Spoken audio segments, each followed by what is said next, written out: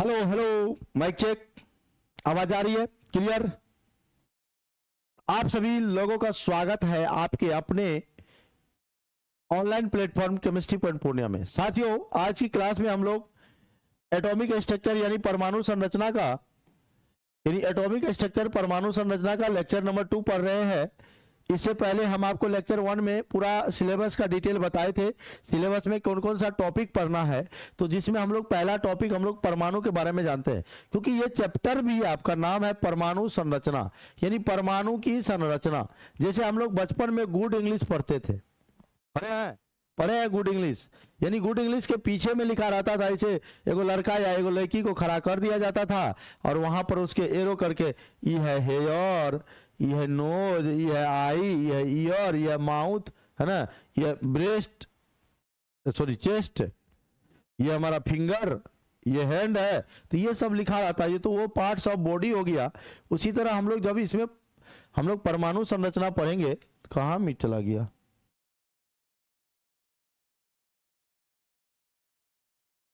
हाँ आ गया।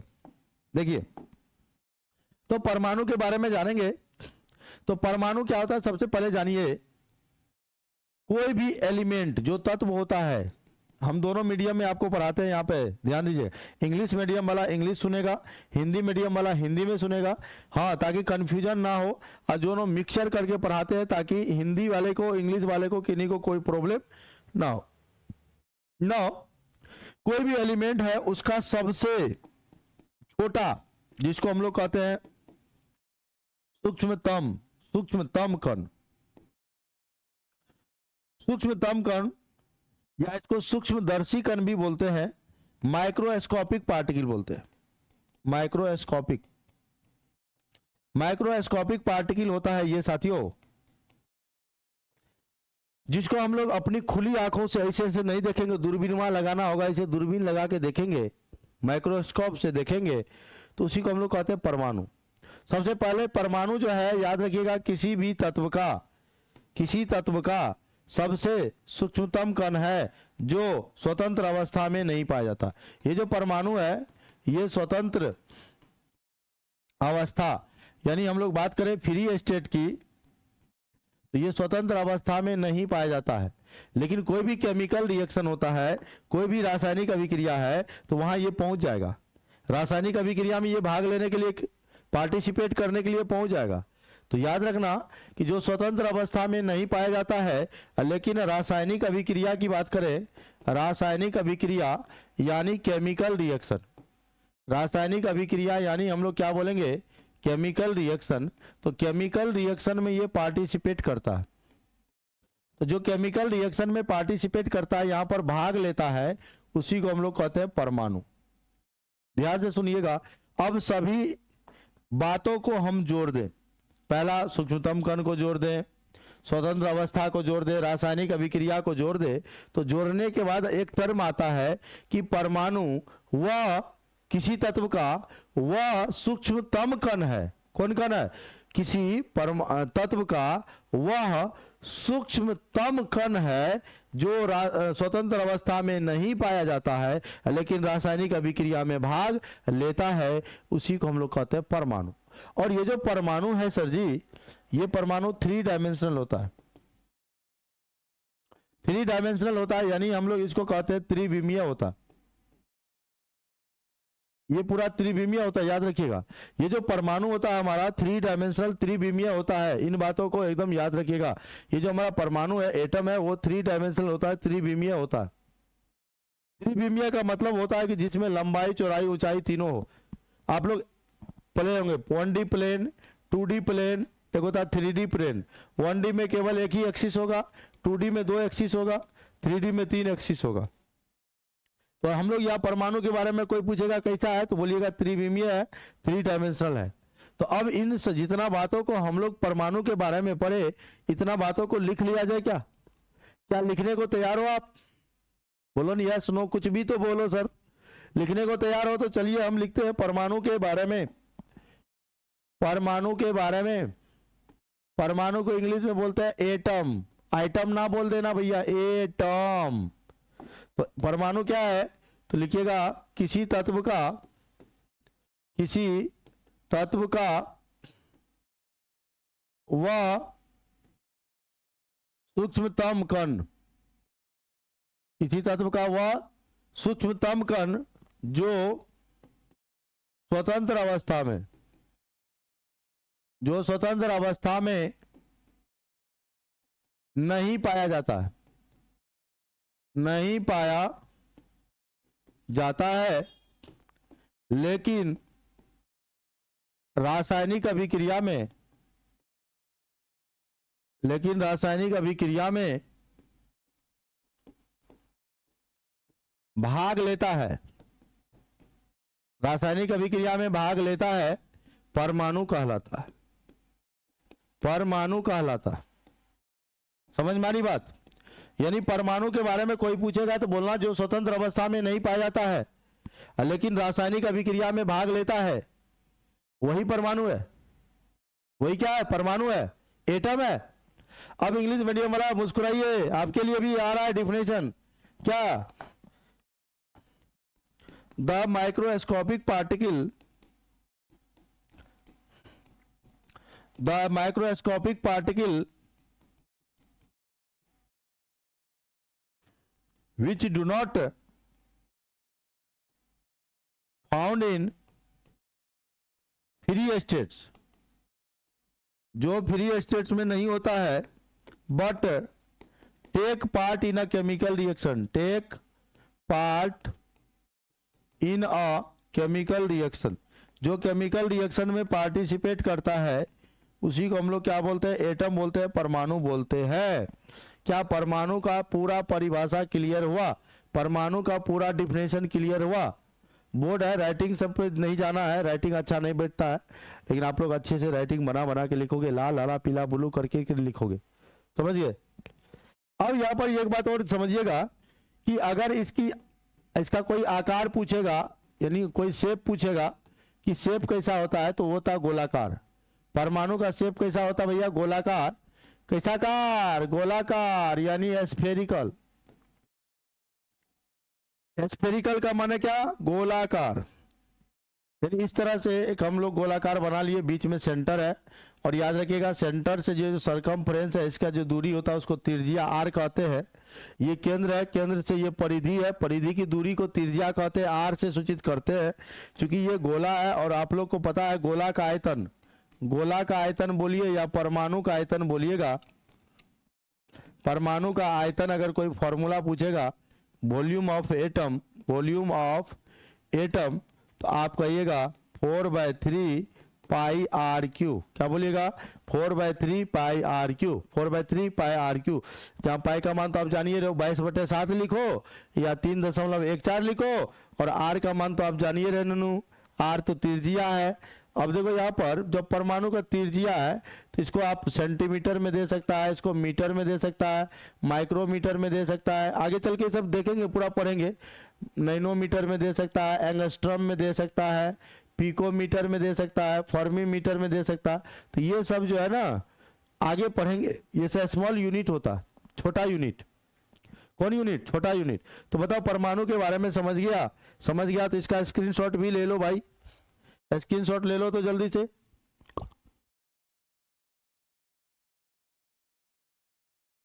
तो याद रखना, परमाणु के बारे में समझ गए। मोटा मोटा बात क्या है परमाणु के बारे में? कि परमाणु स्वतंत्र अवस्था में नहीं पाया जाता है, रासायनिक अभिक्रिया में भाग लेता है, और सूक्ष्मदर्शी कण है, माइक्रोस्कोपिक पार्टिकल है, किसी तत्व का सबसे छोटा कण है। ठीक है? क्योंकि उससे और छोटा नहीं हो सकता है, इतना छोटा है उससे और छोटा नहीं होता। अगर हम लोग बात करें कोई भी पदार्थ का, कोई भी मैटर का, आप लोग पढ़े होंगे पदार्थ के बारे में, एक लाइन समझ लो। पदार्थ यानी मैटर, ध्यान दो, पदार्थ यानी मैटर। पदार्थ क्या होता है? आप जानते हैं वैसा वस्तु जो स्थान छेकता है, जिसमें भार होता है, जो रुकावट डालता है, जिसको आप अनुभव करते हैं, उसी को हम लोग क्या कहते हैं? पदार्थ। उसको क्या कहते हैं? पदार्थ। यानी मैटर जिसके पास मास है, वॉल्यूम है, जो स्पेस जो है ऑक्यूपाई करता है, वही हमारा मैटर है।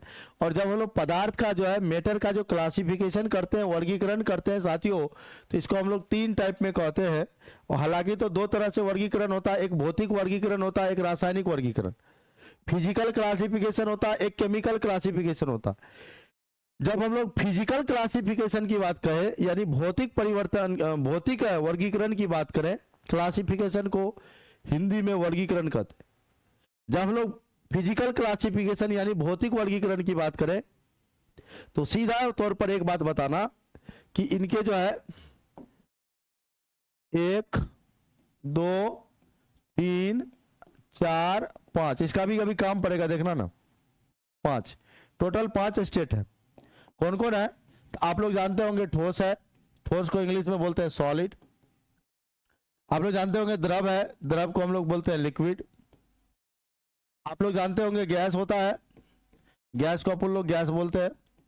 एक होता है प्लाज्मा, कौन मां? प्लाज्मा, बोलो प्लाज्मा, प्लाज्मा, प्लाज्मा, प्लाज्मा।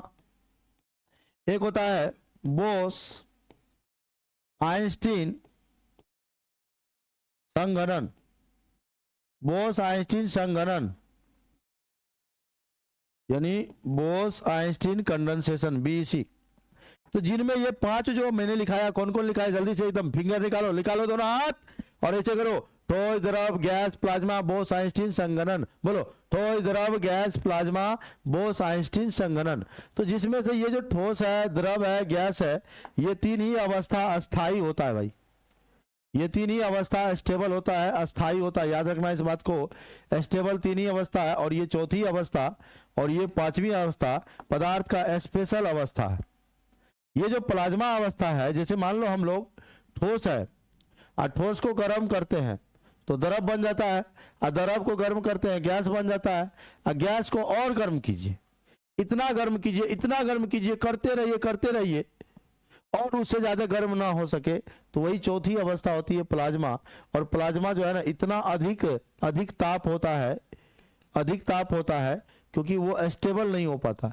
तो वैज्ञानिकों ने माना कि प्लाज्मा का एक अवस्था जो है 10⁻7 केल्विन ताप पर जो है ना अस्थाई हुआ था, 10⁻7 केल्विन, इतना जीरो। और अगर बोस आइंस्टीन संघनन की बात करें, तो एक सत्येंद्र बोस थे जो इंडियन वैज्ञानिक थे। उन्होंने क्या किए कि जैसे आप द्रव को ठंडा किए, ठोस बन गया, ठोस को और ठंडा कीजिए, और ठंडा कीजिए, और ठंडा कीजिए, और ठंडा कीजिए, यानी ठंडा करते रहिए करते रहिए करते रहिए। एक ऐसा समय आएगा कि उससे ज्यादा कहेगा अब हमको ठंडा मत करो, इससे ज्यादा नहीं हो पाएगा, मतलब सबसे। और ये जो है अपना कॉन्सेप्ट आइंस्टीन साहब को दिए, इसलिए आइंस्टीन साहब ने कहा ये तो बोस साहब का है थ्योरी, तो इसलिए नाम हो गया बोस आइंस्टीन संघनन, समझ रहे हैं।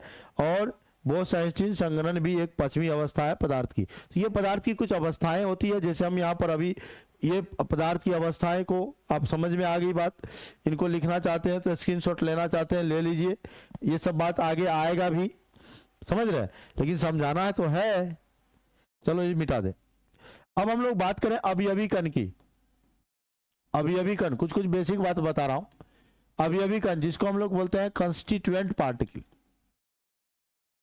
Constituent particle. ये जो कंस्टिट्यूएंट पार्टिकल होता है जिसको हम लोग अवयवी कण कहते हैं, ध्यान देना, ये जो कंस्टिट्यूएंट पार्टिकल होते हैं जिनको आप अवयवी कण कहते हो, कंस्टिट्यूएंट पार्टिकल यानी अवयवी कण। तो अवयवी कण 3 ही हो सकता है, परमाणु हो सकता है, या अणु हो सकता है, या आयन हो सकता है।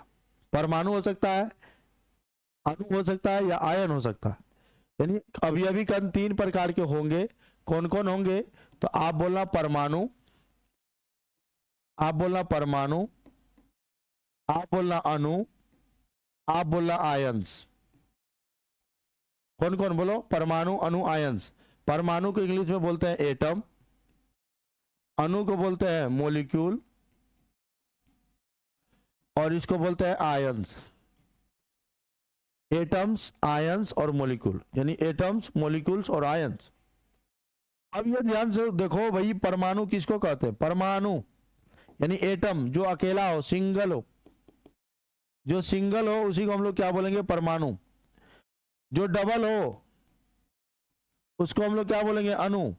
और ये तो आप जान रहे हो आयंस दो टाइप का होता है, एक पॉजिटिव चार्ज होगा, एक निगेटिव चार्ज होगा। जानते हैं कि नहीं जानते हैं?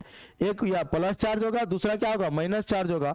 और प्लस चार्ज वाले को आप लोग जानते हैं हिंदी में धनायन कहते हैं और इंग्लिश में कैटायन कहते हैं। माइनस चार्ज वाले को हम लोग बोलते हैं ऋणायन, यानी इसको इंग्लिश में एनायन कहते हैं।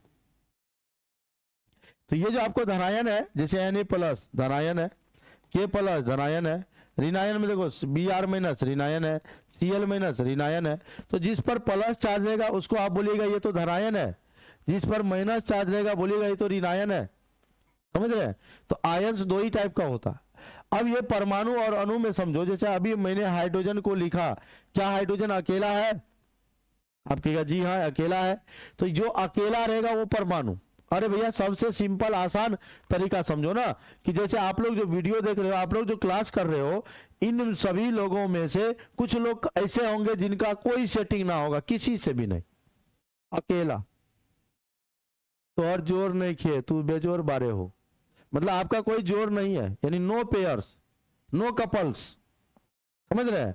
यानी आप बेजोर बारे, यानी आपका कोई जोड़ा नहीं है, यानी यू आर सिंगल। और जो अकेला है परमाणु है, अजकर सेटिंग है। कुछ लोग ऐसे भी है जिनका सेटिंग है। अब सेटिंग वाले को हम लोग कहेंगे अणु। जो अकेला है वो परमाणु, और जो दुकेला है वो अणु है। तो याद रखिएगा, आप लोग कमेंट करके बताइए कौन एटम है, कौन मॉलिक्यूल है, कौन परमाणु है, कौन अणु है। आप लोग ये जरूर बताइएगा हम लोग। अब जैसे हम नाइट्रोजन लिख दिया, ऑक्सीजन लिख दिया, ये सब अकेला दिख रहा है, तो ये अकेला है तो हम कहेंगे ये तो एटम है। जैसे H2 लिख दिया, हाइड्रोजन यहाँ दो हो गया। H2O लिख दिया, हाइड्रोजन और ऑक्सीजन के मिलने से बना।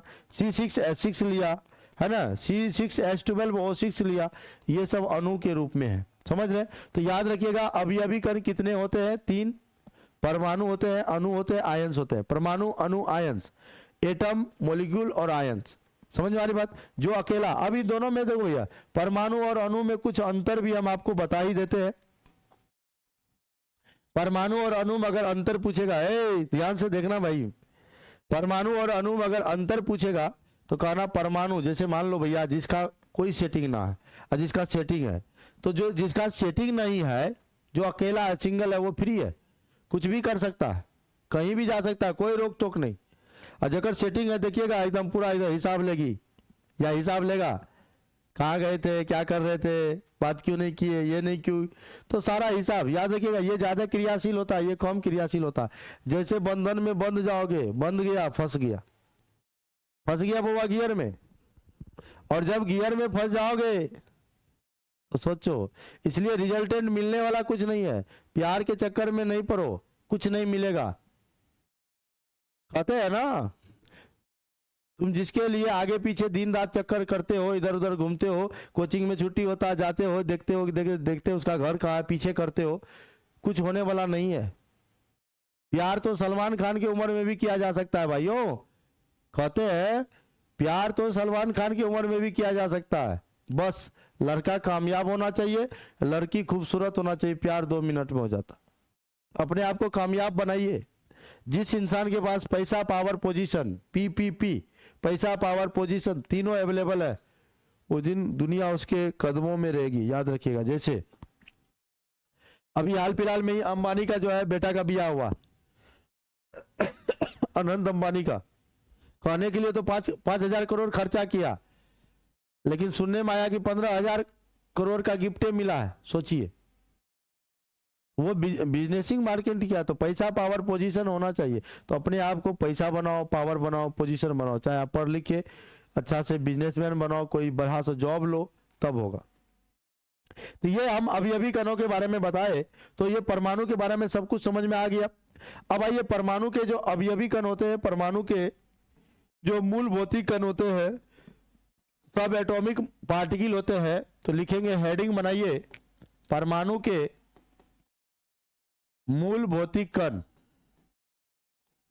परमाणु के मूल भौतिक कण, यानी साथियों इंग्लिश में इसको बोलते हैं फंडामेंटल पार्टिकल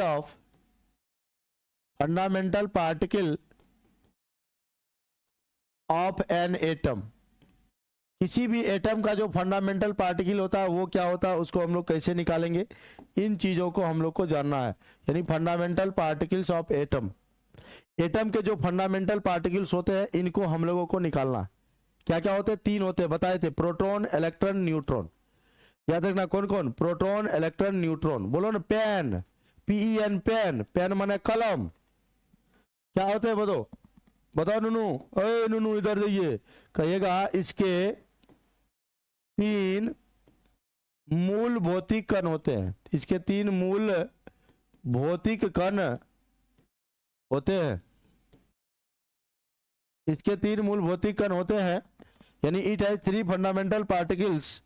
पहला लिख दीजिएगा प्रोटॉन, प्रोटॉन, क्या लिखोगे, प्रोटॉन, प्रोटॉन। दूसरा आप लिखोगे इलेक्ट्रॉन, इलेक्ट्रॉन। तीसरा लिखोगे आप न्यूट्रॉन, न्यूट्रॉन, न्यूट्रॉन। याद रखिएगा परमाणु के तीन मूल भौतिक कण है, proton, electron, neutron, proton, electron, neutron. तो इसी को हम ट्रिक बताए थे, पहला लेटर बोले थे P ले लो, दूसरा लेटर E ले लो और तीसरा L ले लो, तो हो गया PEN, पेन। पेन माने कलम, P से प्रोटॉन, E से इलेक्ट्रॉन, N से न्यूट्रॉन। प्रोटॉन, इलेक्ट्रॉन, न्यूट्रॉन ये परमाणु के मूल भौतिक कण है। क्योंकि देखो भाई, शुरुआती में ही जब डाल्टन का परमाणु मॉडल पढ़ेंगे, डाल्टन साहब कह दिए थे कि परमाणु अविभाज्य है, परमाणु को आप टुकड़ा नहीं कर सकते।